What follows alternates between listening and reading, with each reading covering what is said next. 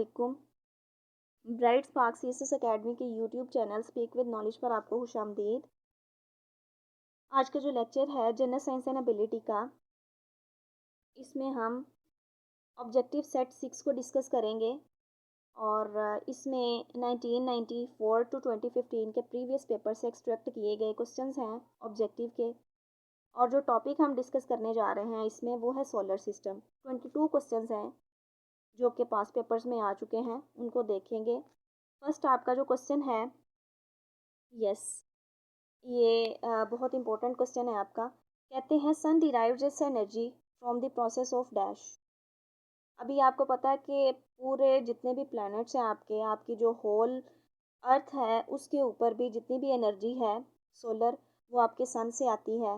Heat balance जो है वो भी इसी की वजह से आता है। ठीक है, अभी जो सन है उसके पास एनर्जी कहाँ से आती है, यही आपका क्वेश्चन है। ठीक है, तो वो आपने बताना है। न्यूक्लियर फ्यूजन होती है, जब जो न्यूक्लियर एटम्स हैं वो आपस में फ्यूज़ कर जाते हैं तो तब क्या होता है, उनकी एग्रीगेशन से, उनकी फ्यूजन से, उनके रिएक्शन से क्या होता है कि आपके पास हीट प्रेशर बहुत ज़्यादा हो जाता है। ठीक है, और उसकी वजह से एनर्जी जो है वो भी आपको ज़्यादा नज़र आती है। आपका जो टेम्परेचर है सन का वो भी इसी की वजह से, टेम्परेचर का आपको पता होगा कि 5300 टू ऑनवर्ड 6000 तक जो है इसका टेम्परेचर जाता है सन का। ठीक है,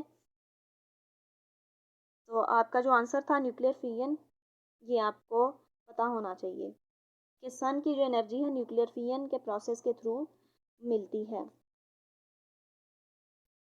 नेक्स्ट जो क्वेश्चन है आपका, शूटिंग स्टार किसको बोलते हैं। ठीक है, शूटिंग स्टार जो है ये इसका दूसरा नाम मीटियोर है।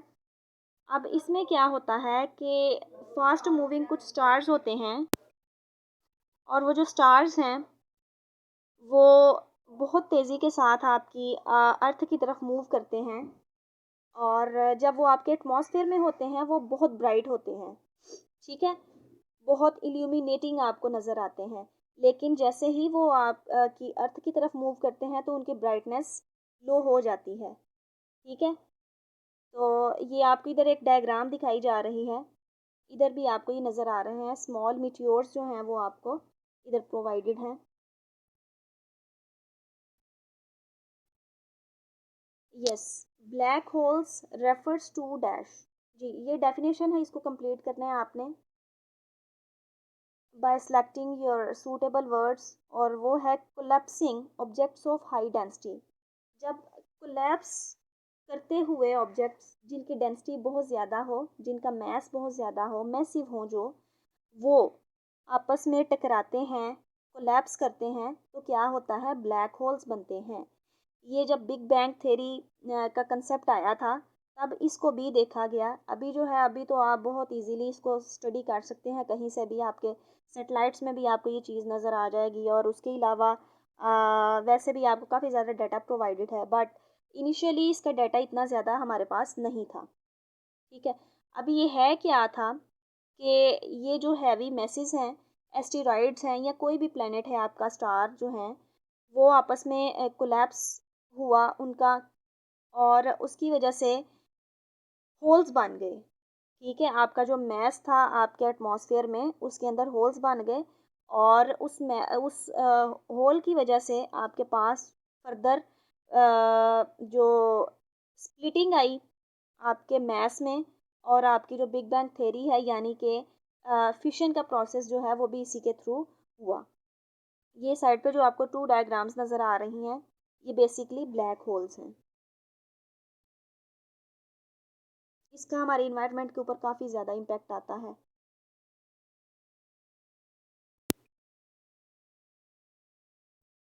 नेक्स्ट जो आपका क्वेश्चन है वो वीनस के ऊपर है, और ये बहुत इंपॉर्टेंट फैक्ट है आपके वीनस के लिए, जो कि आपका ब्राइटेस्ट स्टार है, प्लेनेट है। इसके बारे में है कि सन के अराउंड जो मूवमेंट होती है, इसकी डायरेक्शन की ईस्ट टू वेस्ट, उसकी रोटेशन कौन सी होती है, तो वो होती है क्लॉकवाइज। और ये वन एंड ओनली है, या फिर आप कह लें कि आपके एस्टेरॉइड्स में, आपकी गैलेक्सीज में ये बहुत रेयर हैं जिनकी क्लॉकवाइज जो है वो रोटेशन होती है, ज़्यादातर की एंटी क्लॉकवाइज होती है। वीनस एक आपकी गैलेक्सी में है जिसकी जो है वो क्लॉकवाइज मूवमेंट होती है। ठीक है, ये आपको जो वीनस है उसका उसकी डायग्राम दिखाई जा रही है।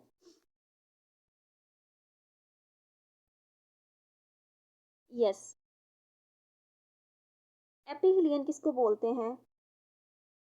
ये बोलते हैं ऐसी कंडीशन को जब सन का और अर्थ का डिस्टेंस बहुत ज़्यादा हो जाता है। ठीक है, बहुत गैप आ जाता है, ग्रेटेस्ट डिस्टेंस बढ़ जाता है। और कॉज क्या करती है वो? नॉर्दर्न समर कॉज करती है। ठीक है, तो ये टू जो है वो डायमेंशंस है इसकी सोलर सिस्टम के इस कंसेप्ट में, वो है एक पेरीहीलियन है और एक एपीहीलियन है। एपी में क्या होता है कि वो जो डिस्टेंस है वो ज़्यादा हो जाता है, और जो पेरीहीलियन है उसमें डिस्टेंस जो है आपकी सन और अर्थ का वो बहुत कम हो जाता है। तो ये दोनों जो क्वेश्चन थे ये बहुत इंपॉर्टेंट है, दोनों की मैंने आपको बता दिया। अगला जो आपका क्वेश्चन है लूनर इक्लिप्स के ऊपर है, और ये आपको आपको पता होगा कि कब होता है? जब अर्थ, मून एंड सन एक अलाइंड फॉर्म में आ जाते हैं, और इस फॉर्म में आते हैं कि अर्थ जो है वो आपके मून और आपका जो सन है उसके इन बिटवीन आ जाती है, तो लूनर इक्लिप्स होता है। तो यही आपका आंसर है, earth is between the sun and moon. ठीक है, अभी होता क्या है कि जो आपका मून है वो शेडो में नज़र आता है, और जो आपकी अर्थ है वो जो सन है उसकी रेज को, उसकी यूवी लाइट को कैप्चर कर लेती है, उसको ब्लॉक कर लेती है। ठीक है, और आपको पता है कि चांद की जो है वो रोशनी नहीं है, वो सूरज की रोशनी से चमकता है, और इसी वजह से क्या होता है कि वो आपको डार्क नज़र आता है।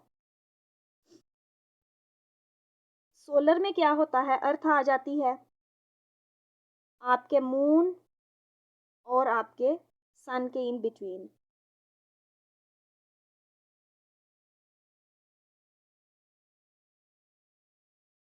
नेक्स्ट आपका जो क्वेश्चन है वो है which of the following is the brightest planet of our solar system. तो ये मैं आपको पीछे जब बात की हमने एंटी क्लॉकवाइज और क्लॉकवाइज मूवमेंट की, तो तब मैंने आपको बताया कि आपके सोलर सिस्टम में वीनस का जो एक इम्पोर्टेंट करेक्टर है वो ये है कि ये ब्राइटेस्ट है। ठीक है, इसके ऊपर क्वेश्चन काफ़ी बार आ चुका है, ये भी आपने याद रखना है।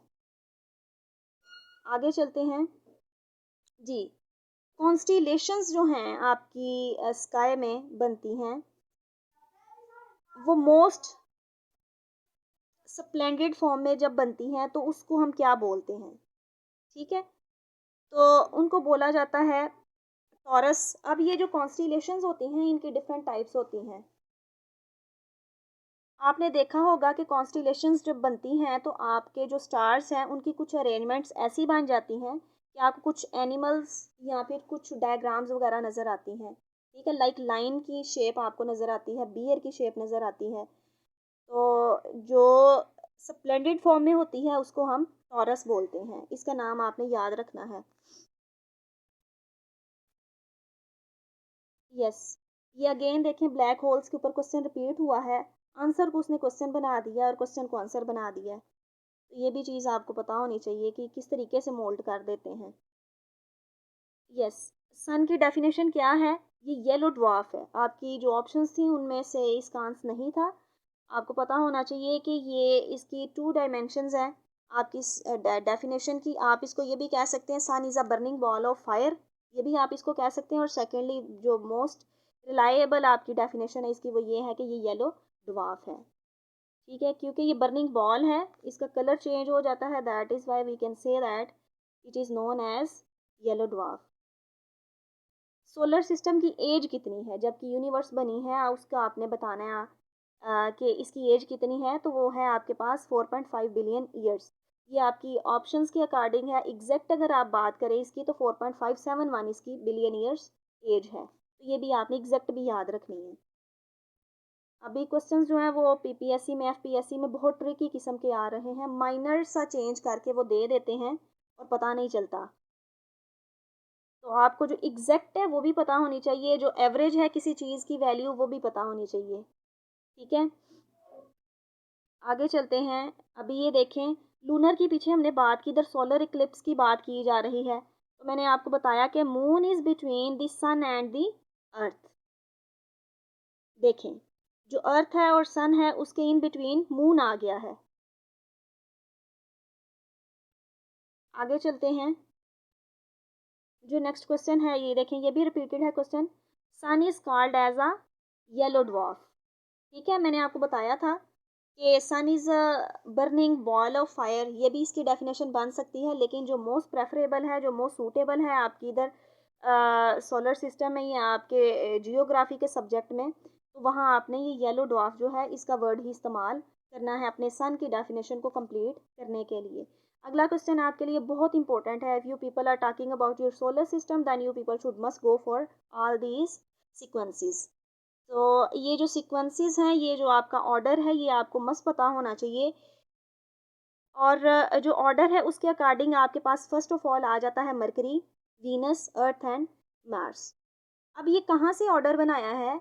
ये बनाया है आपका जो नियरेस्ट है आपके सन के, वो है मरकरी, देन आफ्टर वीनस, ठीक है, फिर आपके पास अर्थ है, फोर्थ वन मार्स है, जुपिटर, सैटर्न, ठीक है, नेपच्यून। ये जिस तरीके से आपको ये इधर सिचुएशन, ये सीक्वेंस इसकी नज़र आ रही है, आपने इन सब को ऐसे ही याद रखना है। आपसे ऐसे भी पूछा जा सकता है कि कौन से नंबर पर आपका वीनस है, ठीक है, वो सेकेंड वन है। और आपसे ये भी पूछा जा सकता है कि सन का जो नियरेस्ट है वो कौन सा है, वो मरकरी है, इसी वजह से ये बहुत ज़्यादा हॉट होता है, ठीक है। अर्थ आपका अर्थ जो है वो कितने, कौन से स्फीयर में है, कौन से ऑर्बिट में है, तो वो थर्ड वन ऑर्बिट में है।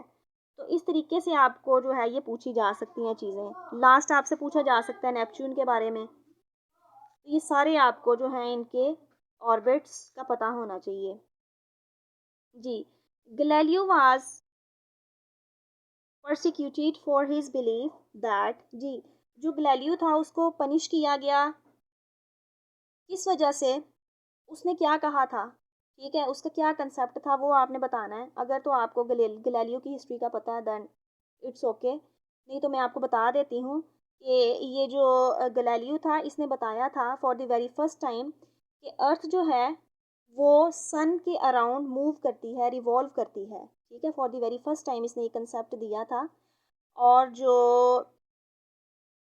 पीपल थे उस टाइम के, उन्होंने इस कंसेप्ट को नहीं माना और इसको पनिश किया था और उसको सेंटेंस कर दिया गया था डेथ के।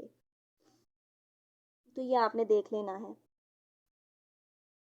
क्योंकि ये बहुत ही जो जहालत वाला जिसको कहते हैं ज़माना, ये वो था। इतना ज़्यादा नॉलेज नहीं था लोगों के पास। साइंटिफिक जो कलेक्शन थी आपके नॉलेज की, इट वाज़ वेरी रेयर, ठीक है। जो पॉलिटिकल फिलोसफर्स वगैरह होते थे उनको बोला जाता था फादर्स ऑफ योर नॉलेज, ठीक है। तो वो जो चीज़ें बताते थे उनको माना जाता था। बट फर्स्ट ऑफ ऑल जो कोई वो नई चीज़ इन्वेंट करते थे, बताते थे लोगों को, उसको एक्सेप्ट करना जो था वो भी बहुत बड़ी एक बात थी। उसको इतना इजीली अप्रोच नहीं था किया जाता। जो कैथोलिक चर्च था उन्होंने फिर अपनी इस होली प्लेस में इसको सेंटेंस किया था गैलीलियो को।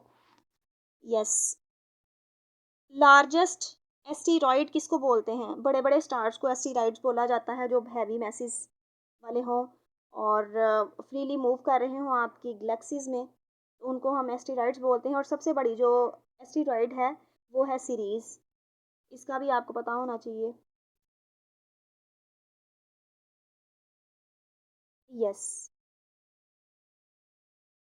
पोल स्टार के ऊपर आपका नेक्स्ट क्वेश्चन है। कहते हैं excluding the moon the celestial object which appears brightest in the sky, ठीक है।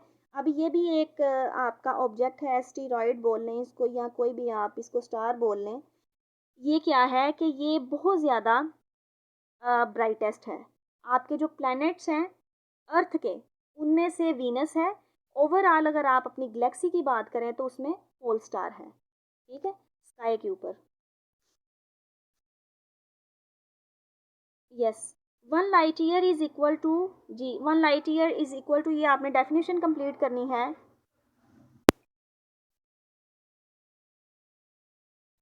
और ये डेफिनेशन है क्या, basically distance travelled by light in one solar year, ठीक है। एक सोलर ईयर किसको बोलते हैं ये आपको पता होना चाहिए। वन लाइट ईयर किसको बोलते हैं ये भी आपको पता होना चाहिए, ठीक है। तो एक जो लाइट ईयर है जब वो ट्रेवल करता है इन वन सोलर ईयर, तो उसको हम बोलते हैं वन लाइट ईयर। अब ये होता क्या है कि जब आपकी जो अर्थ है वो रोटेट करती है अपने ऑर्बिट में, और जिस पॉइंट से स्टार्ट करती है उसी पॉइंट पर अगेन आफ्टर कंप्लीटिंग ईयर उधर ही आ जाती है, तो उसको हम वन सोलर ईयर बोलते हैं। और अगर आप बात करते हैं लाइट ईयर की, तो जब लाइट ट्रेवल करती है और मूव करती है और उधर ही पहुंच जाती है, तो उसको हम वन लाइट ईयर बोलते हैं। इस तरीके से आप इस क्वेश्चन को याद कर सकते हैं। ठीक है। अभी जो है इधर ट्रेवल की बात की जा रही है, इधर डिस्टेंस की बात की जा रही है। अर्थ जो है वो टू फेजेस से गुजरती है। एक आपकी रोटेशन होती है और उसके अलावा एक आपकी रेवोल्यूशन होती है। ठीक है, रोटेशन और रेवोल्यूशन का जो कंसेप्ट है ये बहुत इंपॉर्टेंट है। अगर जब हम अर्थ का टॉपिक डिस्कस करेंगे उसमें मैं आपको ये बताऊंगी भी कि क्या है। ठीक है, इसके रोटेशन के ऊपर लैदा से क्वेश्चंस हैं और रेवोल्यूशन के ऊपर लैदा से क्वेश्चंस हैं, और ये काफ़ी इंपॉर्टेंट है। ठीक है, रोटेशन ये जो अभी बात की है हमने, distance travelled by light year, इसको बोलते हैं रोटेशन। ठीक है, जब रेवोल्यूशन सॉरी इसको बोलते हैं 365 डेज लगते हैं इसके लिए। और जब within 24 hour light tilt करती हुई अपने एक्सिस के गिर्द मूव करती है, तो उसको हम इसकी रोटेशन बोलते हैं। ठीक है, रेवोल्यूशन में इसने पूरा साल का एक चक्कर कंप्लीट करना होता है, जबकि जो रोटेशन है उसमें इसने क्या करना होता है, 24 आवर्स को कंप्लीट करना होता है। उसी की वजह से आपका डे एंड नाइट जो है वो उसमें चेंज आता है। जो चीज़ आपकी सन को एक्सपोज कर रही होती है वहाँ पर दिन होता है आपकी हाफ अर्थ में, और दूसरी जो बैक पे होती है वहाँ नाइट होती है। तो ये आपके कुछ कंसेप्ट्स हैं जो कि इधर एसोसिएट कर रहे हैं, इनको भी आप कर लीजिएगा। वैसे ये काफ़ी इंपॉर्टेंट टर्म्स थी, रोटेशन, रेवोल्यूशन और वन लाइट ईयर और सोलर ईयर, ये बहुत इंपॉर्टेंट थे। यस, आगे चलते हैं। नेक्स्ट आपका जो क्वेश्चन है ये आपका लास्ट क्वेश्चन है इस लेक्चर का, और वो है हबल क्लासिफिकेशन के बारे में। हबल क्लासिफिकेशन किसको बोलते हैं, ये बोलते हैं क्लासिफिकेशन ऑफ गैलेक्सीज। ठीक है, गैलेक्सीज किसको बोलते हैं, गैलेक्सीज बोलते हैं जितने भी आपके स्टार्स हैं, आपके एस्टेरॉइड्स हैं, मीटियर्स हैं, आपके प्लैनेट्स हैं along with your son, moon है, वो सारे के सारे जब एक जगह पर होते हैं, आपकी गैलेक्सीज डिफरेंट है, एक गैलेक्सी नहीं है। हमारी जो गैलेक्सी है वो आपको पता होगा कि वो स्पिनिंग मूवमेंट में मूव करती है, और उसका नाम, यस नाम भी पूछा जाता है, वो भी मैं आपको बता देती हूँ, ये ऐड कर लें, बहुत इंपॉर्टेंट है। मिल्की वे है हमारी अर्थ की गैलेक्सी का। ठीक है, तो ये आपको पता होना चाहिए। अब जो गैलेक्सीज हैं इनको, इनकी जो लोकेशन है, इनकी जो शेप है, उसकी बेस पर क्लासीफाई किया जाता है। फॉर एग्ज़ाम्पल हमारी जो है वो स्पिनिंग है। ठीक है, स्पिन करती है हमारी जो गैलेक्सी है मिल्की वे, और उसके अलावा स्पाइरल भी होती हैं कुछ गैलेक्सीज। कुछ गैलेक्सीज आपके पास रैंडम भी मूव करती हैं। ठीक है, कुछ कांस्टेंट भी होती हैं गैलेक्सीज। तो ये डिफरेंट इनकी क्लासिफिकेशंस हैं, इनके नेम्स भी इन्हीं की बेस पे रखे जाते हैं। तो हबल क्लासिफिकेशन इसी की स्टडी को बोला जाता है। तो ये चीज़ भी आपने याद करनी है, रख लेनी है। और इसी के साथ आपका जो ये लेक्चर है ये कंप्लीट होता है। ये जो आज का लेक्चर था ये बहुत इंपॉर्टेंट है, मैंने आपको पहले भी बताया, क्योंकि इसमें से क्वेश्चन जो हैं लाजमी हर साल आते हैं। अभी भी जो इसकी सिलेबस में अमेंडमेंट हुई है 2016 टू ऑनवर्ड, अभी तक 2021 में इसके हर साल क्वेश्चंस आ रहे हैं। तो वो भी देखेंगे, वो भी तकरीबन इन्हीं की डायमेंशंस जो हैं उनको उन्होंने लिया है, थोड़ा सा क्वेश्चन को मोल्ड करके पूछा है, लेकिन चीज़ें सारी यही हैं। तो उनको भी इंशाल्लाह ताला हम कवर करेंगे। ये 2015 तक के एक बार कवर कर लें, फिर हम 2016 टू ऑनवर्ड जो है उनको देखेंगे। ब्राइट स्पार्क सीएसएस एकेडमी के यूट्यूब चैनल को ज़्यादा से ज़्यादा लाइक करें, शेयर करें, सब्सक्राइब करें, ताकि न्यू आने वाली जितनी भी अपडेट्स हैं वो आपको मिल सकें। अल्लाह हाफिज़।